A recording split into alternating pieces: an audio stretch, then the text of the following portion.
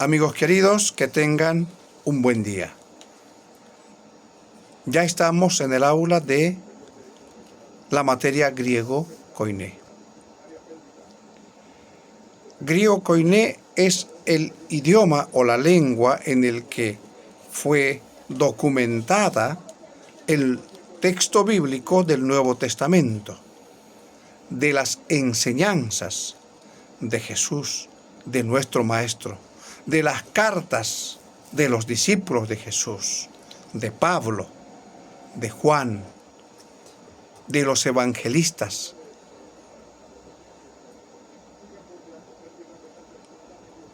Cabe la pregunta: Jesús era judío y los judíos hablan hebreo. ¿Por qué se documenta el Nuevo Testamento en griego? En los tiempos de Jesús, o al menos Jesús hablaba arameo,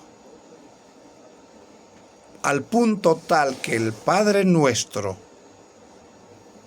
que elevó a nuestro Abba, a nuestro Dios, en el monte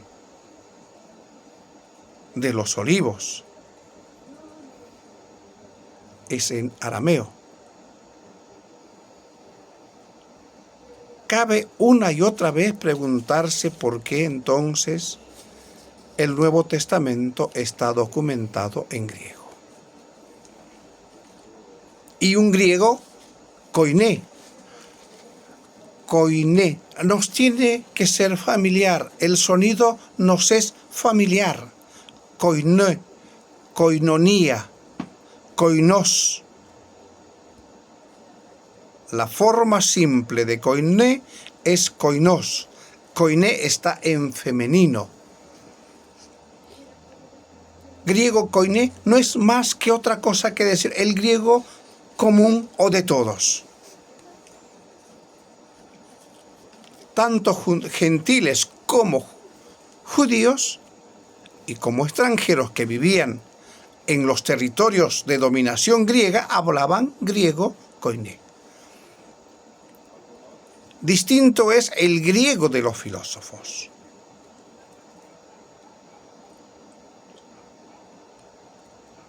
Entre el gran imperio griego tenían distintos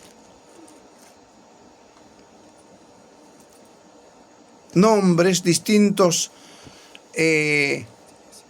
griegos que hablaban bajo la dominación helénica. El ático, el jónico, el dórico, eólico.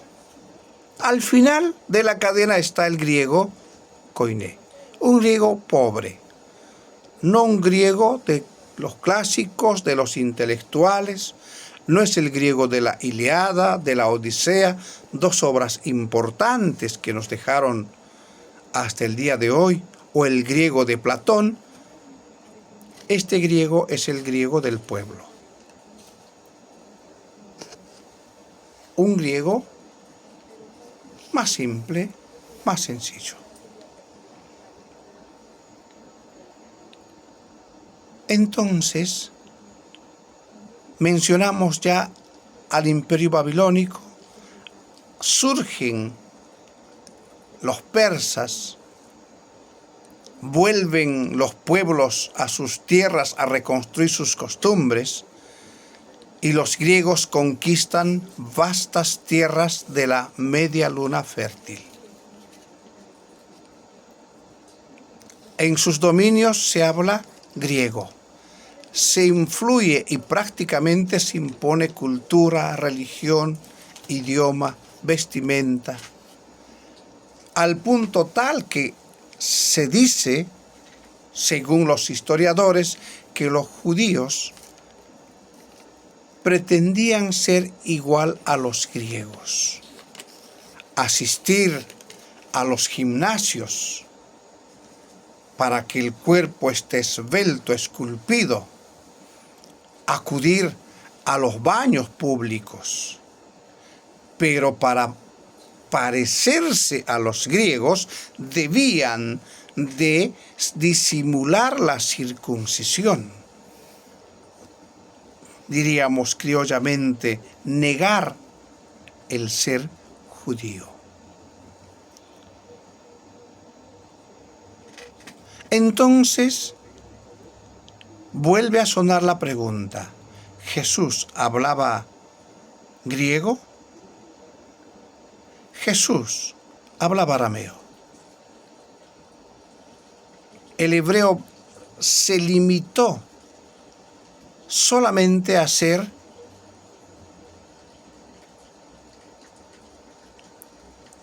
una lengua litúrgica, un idioma litúrgico de los viernes en Kabbalah Shabbat o de los sábados en el que se leía y se estudiaba el texto bíblico, el Antiguo Testamento. Ya en los años 200 antes de Cristo hay una tradición que se dice que el Antiguo Testamento se traduce del hebreo al griego. Al ver un rey egipcio el manejo del pueblo de Israel, pide copiar o traducir al griego. Y esa versión se conoce como la Septuaginta. 72 ancianos de las 12 tribus de Israel tradujeron del hebreo al griego. Y según la leyenda, se dice que estos 72 representantes, escribas, doctores de la ley, llegaron a la misma traducción. Por eso, en honor a estos sabios, esta versión se llama la versión de los 70 o Septuaginta. El griego koiné es el griego exclusivo del Nuevo Testamento.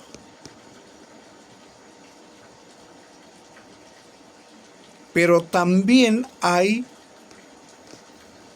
una variación, hay como estratos o niveles en el griego koiné. El griego de Marcos no es el mismo griego que el griego de la carta a los romanos. El griego de la carta a los romanos no es el mismo griego del Evangelio de Juan o del Corpus Juanino. El griego de Marcos diferencia del griego de Lucas y el libro de Hechos.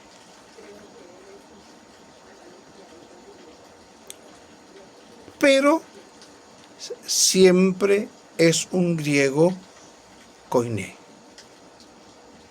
al que nosotros nos vamos a abocar a estudiar en estas 12 clases de leer, escribir y ya prácticamente traducir textos cortos del Nuevo Testamento. El griego koiné tiene 24 consonantes, 24 letras. Entre estas 24 letras están ya incluidas las 5 vocales. Muchos dicen que son 7 porque de las 5 vocales hay 2 que son largas. La eta y la omega. Pero cuestión de opiniones. son 5 vocales que están dentro de las 24 consonantes. En la próxima clase ya estaremos presentando el alfabeto del griego koiné. Los pueblos que fueron sometidos por los griegos, judíos como no judíos, a los que la Biblia llama gentiles, hablan, entienden, se comunican con el griego koiné. Y para que el mensaje sea un mensaje, una palabra comprendida por todos los pueblos existentes de aquella época, debía documentarse en una lengua común a todos ellos, el griego koiné.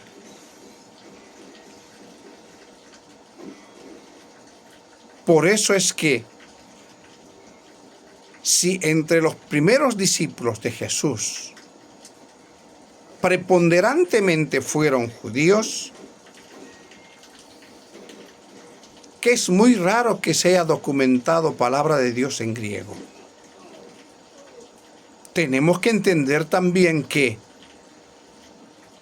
el primer escrito del Nuevo Testamento no es el Evangelio según Mateo, como aparece canónicamente en nuestras Biblias. El primer escrito que aparece es la carta a los tesalonicenses, la primera carta a los tesalonicenses de puño y letra de Pablo. Esto también lo tenemos que saber. A medida de que avancemos en griego, ya sea en el nivel 2 o en el nivel 3, tendremos que entender la fecha aproximada en el que se escribe cada escrito. Y el primer escrito destinado a una comunidad cristiana es la primera carta a los tesalonicenses. No son los evangelios. ¿En qué año se escribe la primera carta a los tesalonicenses? Aproximadamente entre el 55 y el año 50, entre el 53 y el 55. Antes del 50 no hay ningún escrito como el que nosotros tenemos en el Nuevo Testamento. Por ahí hay algunos textos sueltos, dichos sueltos, como por ejemplo la Didaché, frases, dichos sueltos, que medianamente eran como una regla para las primeras comunidades.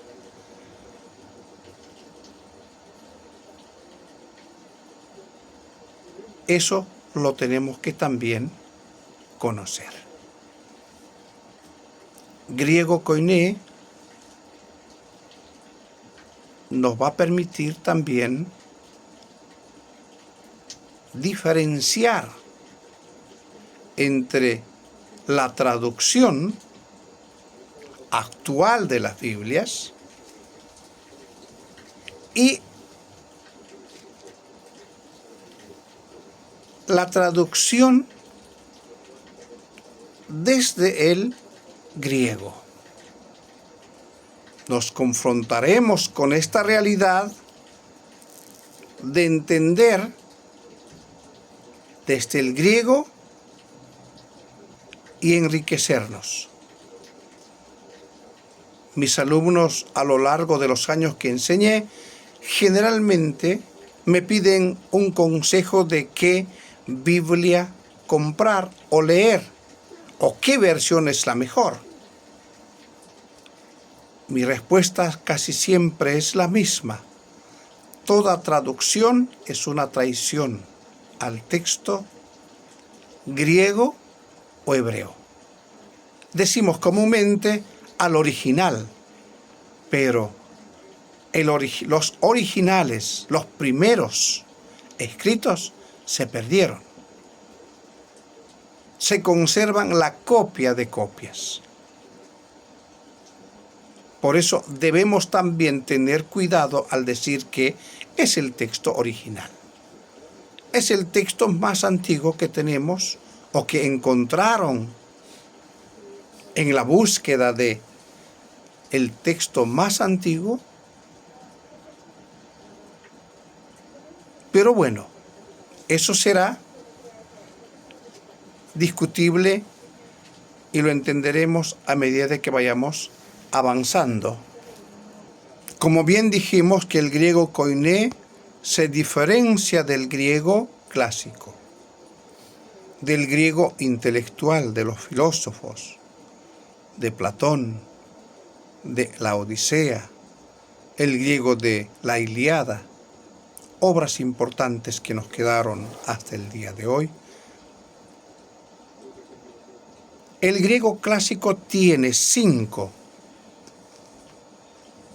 casos: nominativo, genitivo, acusativo, dativo y vocativo. En el griego koiné vamos a estudiar el nominativo, el genitivo, el acusativo y el dativo. No así el vocativo. Iremos viendo en cada caso la desinencia en los sustantivos. Por ejemplo, oligopistos. En griego es una palabra. En español o castellano tenemos que traducir prácticamente con 4 palabras. Hombres de poca fe. Cuando Jesús se ve en medio de la tormenta, Jesús los reprocha a los discípulos. Y la palabra que él utiliza es oligopistos, hombres de poca fe. En el griego es una sola palabra. Iremos viendo clase a clase cómo el sustantivo se escribe diferente dependiendo de la ubicación que tiene en la oración.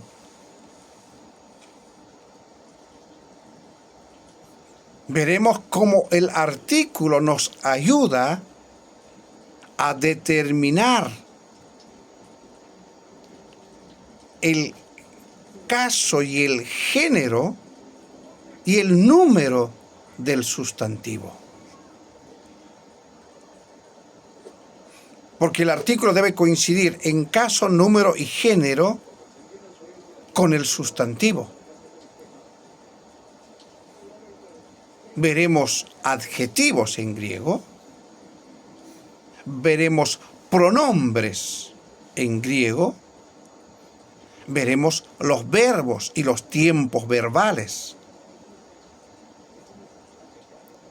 Clase a clase iremos avanzando un poquito cada vez más y mejor.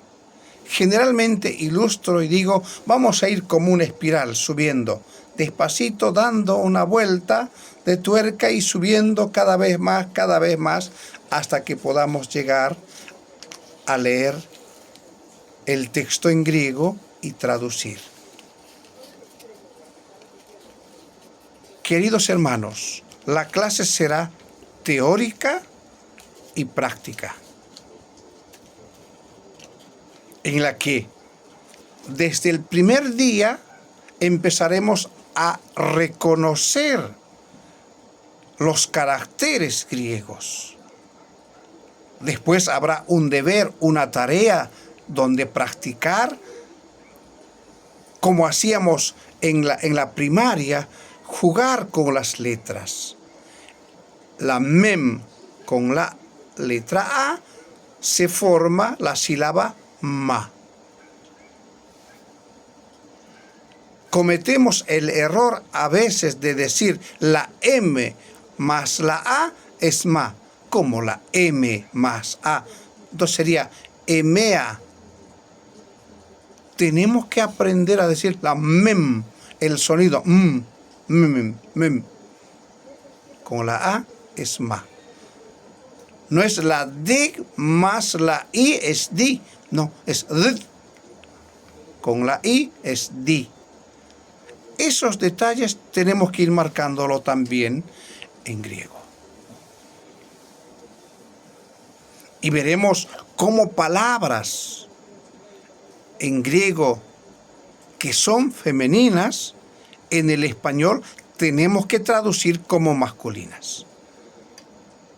Cardía. Cardía. Nos va a ser familiar el sonido. Cardía, de cardiólogo. Arge. Arge, de arqueología, argeología. Cardía, que se traduce por corazón, en griego esta palabra es femenina. Entonces tendría que traducirse, si tuviese G, cardía, literalmente tendría que traducirse la cardía. Al sustantivo o a la palabra cardía no podría ponerle el artículo jo, que es masculino. Tiene que el artículo y el sustantivo corresponderse en caso, número y género. Entonces el artículo que le corresponde a la palabra cardía es G y este artículo es femenino. Y cuando yo traduzco debería de traducir como la corazón. Pero en el español no tiene sentido. Entonces tenemos que aclarar, esta palabra es femenina, pero en el castellano lo traducimos como una palabra masculina. Eso tenemos que hacer notar. Para eso es importante conocer herramientas del griego para nuestra investigación monográfica o para la tesis. O simplemente para artículos que vamos a publicar en algunas revistas o una conferencia a pares que nos va a permitir ilustrar, que nos va a permitir que ellos crezcan y juntos aprendamos. A la hora de enseñar, uno también aprende. Es un ida y vuelta. Ese es el objetivo de esta materia. Conocer lo que dirían otros los misterios de las lenguas, de los idiomas.